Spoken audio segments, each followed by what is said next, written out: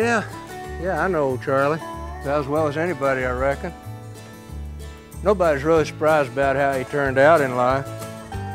You know, it's sometimes hard to take the measure of a man when he's just starting out, but with Charlie, well, you just knew.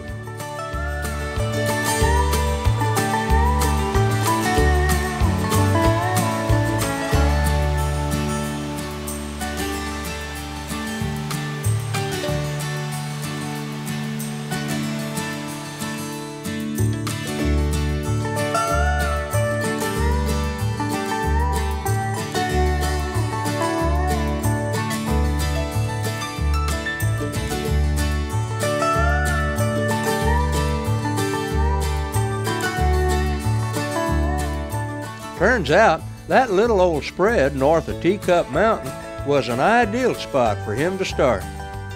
Yeah, Charlie's done all right. He's a good neighbor, devoted to his family and his work. But most of all, like all his friends will gladly tell you, Charlie Wootan is just plain good folks. One of the best balanced people I believe I've ever known. He is a devout family man. He has very high morals and ethical standards.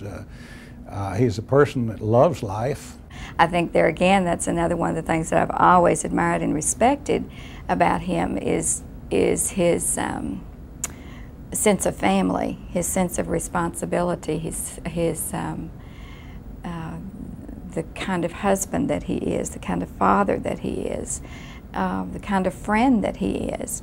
Back in those days, our lives were kind of like a reflection of each other. We spent so much time together, and we were just, well, you might say like brothers, really. Make new friends, but keep the old. One is silver and the other is gold. And you, my friend, you're one to gold. Born next to the youngest in a family of 10 brothers and sisters, Charlie learned to work hard and get along early on in life. Like that Western writer fella, Louis L'Amour, said, the difference between a boy and a man is the acceptance of responsibility. And Charlie, he did that okay. He'd probably tell you that the biggest influence was his folks, Mama and Papa Wootan. Amongst other things, they impressed on Charlie the importance of education.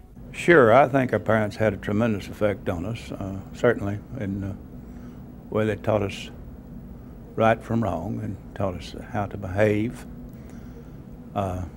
There were certain things that we knew that we had to do, and we did them or else. And I think this was pretty common in the era in which we grew up. As far as education is concerned, neither of our parents had an opportunity for an education, so they were quite sure that we should have. And we were not only encouraged to go to school, it was mandatory. No, they were a very close family, and a lot of love there. I mean, you know, it was a very musical family also. I spent hour after hour sitting and listening to his dad play the fiddle at night, you know, or old breakdowns, country music, that type of music. Leather breeches.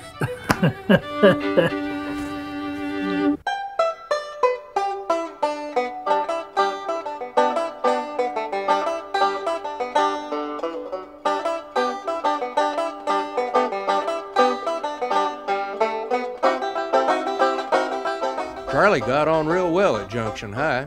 He made good marks in school, served as a class officer, and he was even elected All-American Boy by his classmates in his senior year. He got a good foundation because he learned to read, write, and cipher. He was, I would say, certainly above average student. I don't know that he was any genius, but he was certainly above average and made good grades, did quite well. And of course, as you know, he was well liked. It's pretty hard not to like Charlie. After graduating from high school in 1943, like his brothers and his friend Jack, Charlie went off to fight in World War II.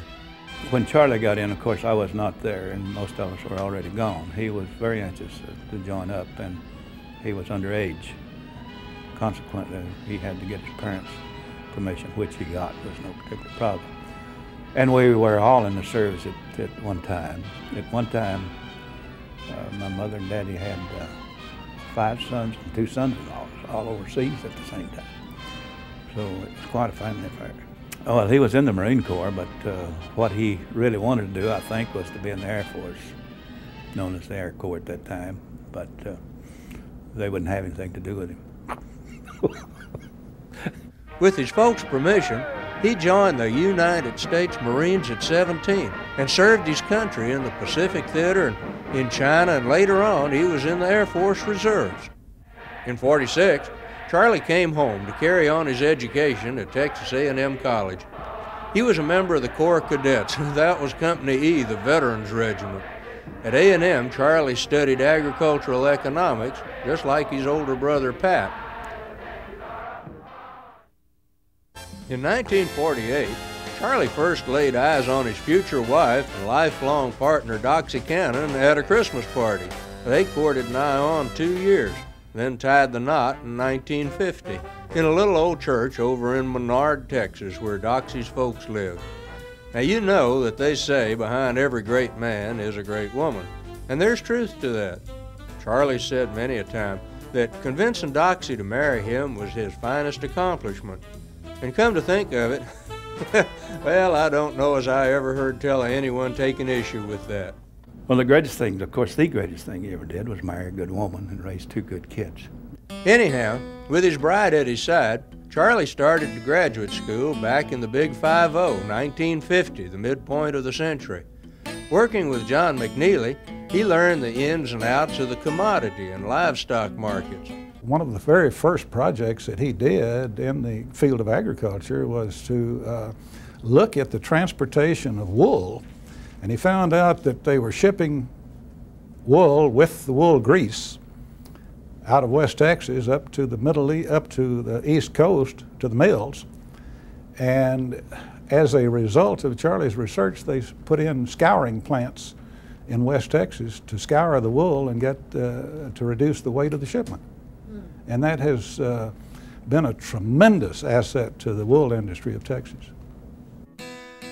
He finished his master's degree in 1951, same year that his son Rich was born. Then Deb came along about 2 years later, about the time they set off for New York City. First, Charley worked as an economic analyst for the Industrial Commodity Corporation, and then later on for the Western Regional Livestock Marketing Commodity out in Denver. It was there that Charley got the call that would change his life.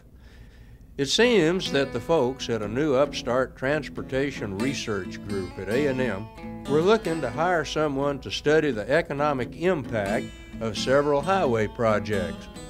At the urging of his old friend and mentor, John McNeely, Charley took the job with the Texas Transportation Institute and moved the family back here in 1956.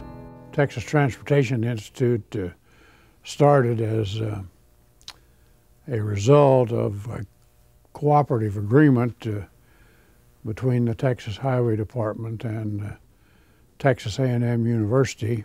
Charley Wootan was hired to direct the project, which was to study the effect of the Gulf Freeway on land values. We decided essentially what the objectives of the project should be, hired Charley Wootan, and told him to get on with it. That's all there was to it. Well, Charley was an excellent man in the economics area, and he was an excellent researcher. Needless to say, folks liked his work. Fact is, they made him head of the whole Economics and Planning Division in 1961. Charley finished his doctorate in Ag Eco in 1965, and that year they made him the Associate Director. We worked very closely together from the very first day that we met, I guess, on through to the day that I retired.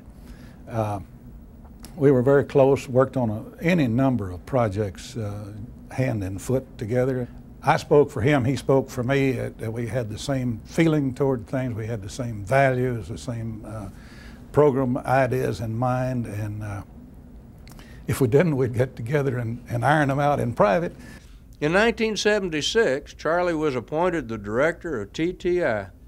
Over the past 17 years, he's done them proud, starting out with a little bit of nothing but ideas. That little old institute is now the biggest and the best of all transportation research centers in the country, thanks to Charley Wootan. I think his greatest accomplishment has been achieving the goal that was set out way back in 1955 to put together the best transportation research center in the nation and in the world, and he's accomplished that.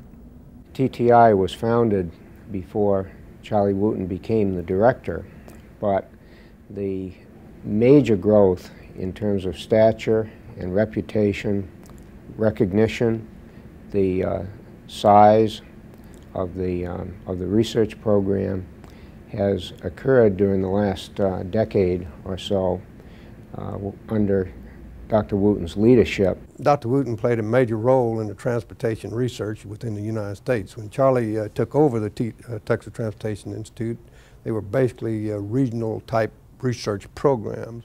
It's now a nationally recognized research center. I'm not saying he got TTI there all by himself, no siree. There were folks before him that set the course, but Charley, he led the way, and he did it by giving his people the desire and freedom to do their best. Yeah, you know, working with people is kind of like working with a good cow dog. You train them to do the things that you want to, show them that you're proud of the work they do, then turn them loose to do the job. Have faith in them. That's what working with people is all about. I think one of the things that's always impressed me is that he gives someone a responsibility, and to the extent that he is allowed by his position to delegate the authority to go with that responsibility, and then backs off and lets you do your job. And yet he's there if you need him. But that to me is one of the ways that he really helps develop people. I like to think of him as having broad shoulders, and he allows you to stand up on those shoulders and see clear from that vantage point. He has very strong organizational skills. He's been able to attract and retain some of the best talent in research anywhere in the country. He has a very calm, deliberate manner. And in fact, I noticed that no matter what the problem or what the situation, Charley always manages to find a little humor in it. Charley also made TTI #1 by just being polite. Now, I'm not talking about the please and thank you. That goes without saying. But like that writer Robert Rourke says, you just don't be mean to people. You answer to the folks that pay the bills, and you give them what they ask for. They call that integrity. Lots of people sort of flail around in this business. There are hundreds and even thousands of players, and I guess I could call many of them bit players. Charley has been a star of the program, a star leader for as long as I've known him. And one of the things that I guess that I feel most strongly about is that he has been a leader and a gentleman at the same time. It's not always that people are able to match these two traits. Many people are arrogant, aggressive, abrasive leaders. Only a few are leaders that are also gentlemen, and Charley Wootan is a gentleman.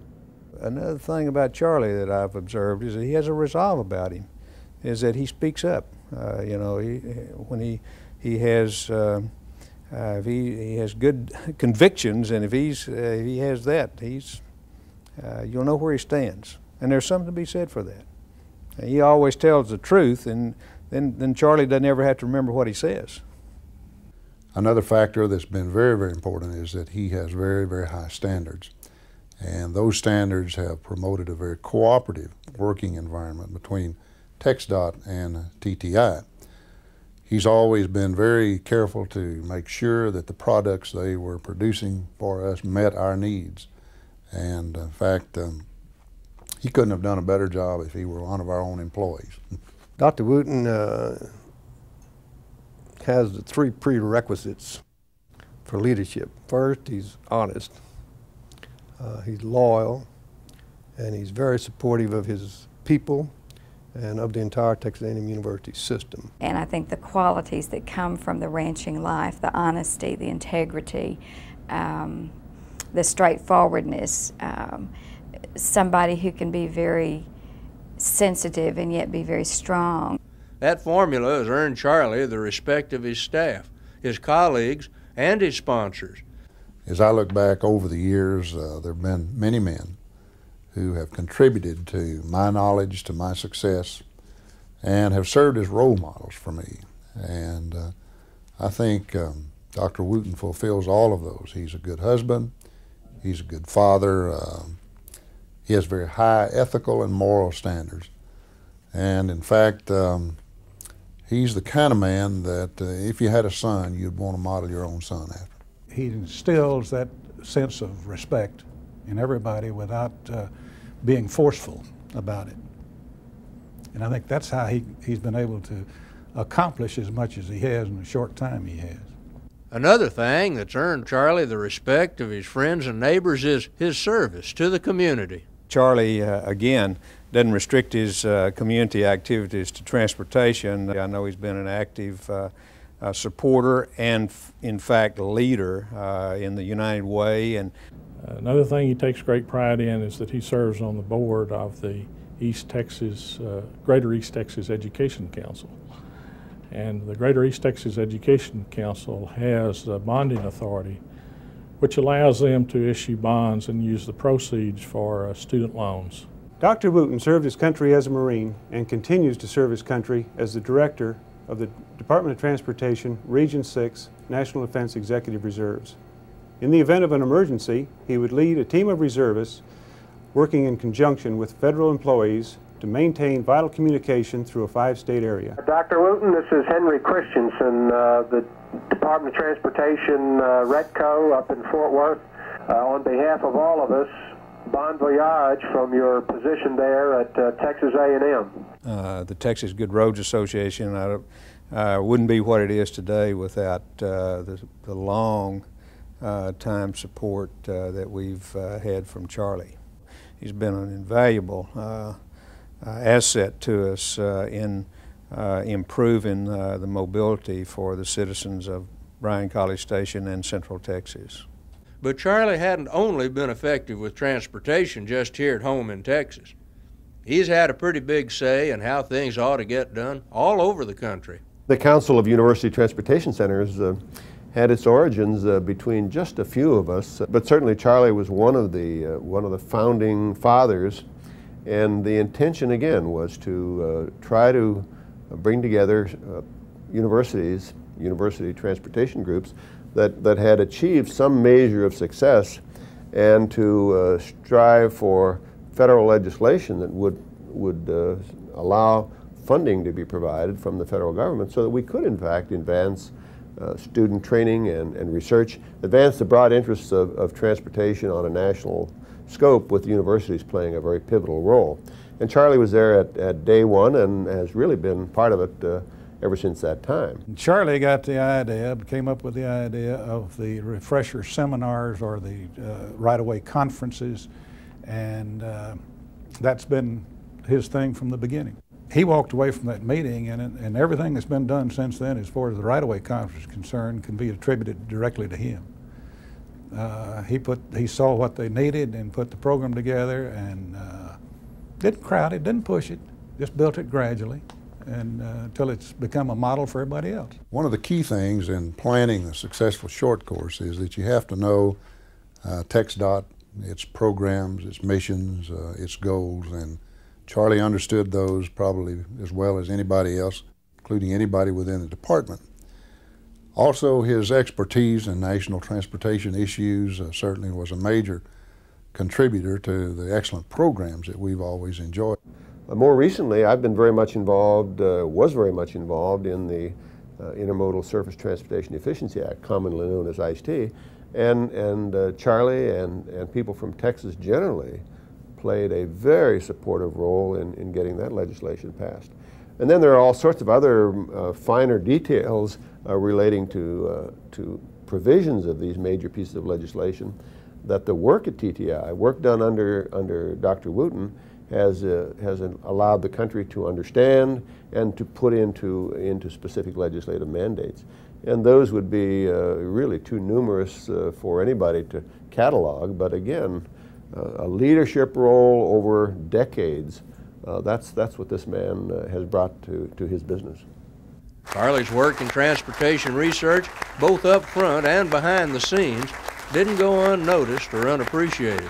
That man's got more plaques and awards from folks than he's got walls to hang them on.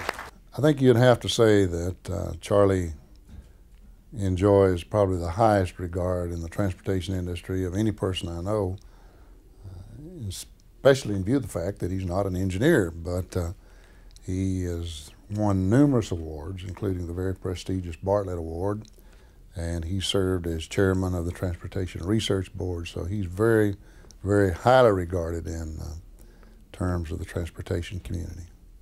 I believe he's been honored for his leadership in transportation research and education by, just about every major association and public organization in the business, including the folks at the American Association of State Highway and Transportation Officials, twice by the American Roads and Transportation Builders, the Transportation Research Board, the Federal Highway Administration, the International Right-of-Way folks, and our very own Texas Department of Transportation.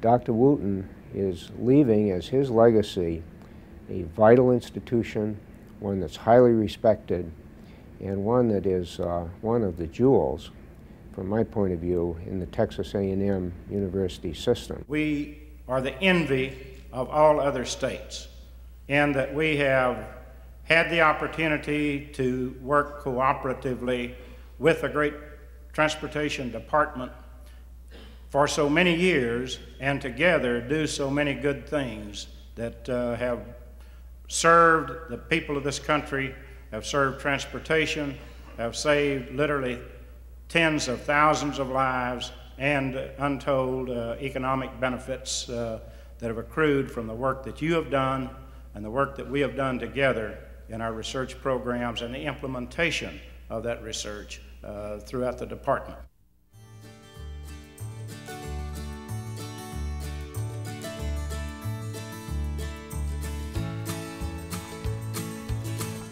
Yes, sir, folks. Charley Wootan sure has made it up to the measure of a man. You know, I've heard it said that a farmer is a man outstanding in his field. Well, that may be okay for farmers, but for a mighty long time, transportation has been Charley Wootan's field, and he's been out moving in his.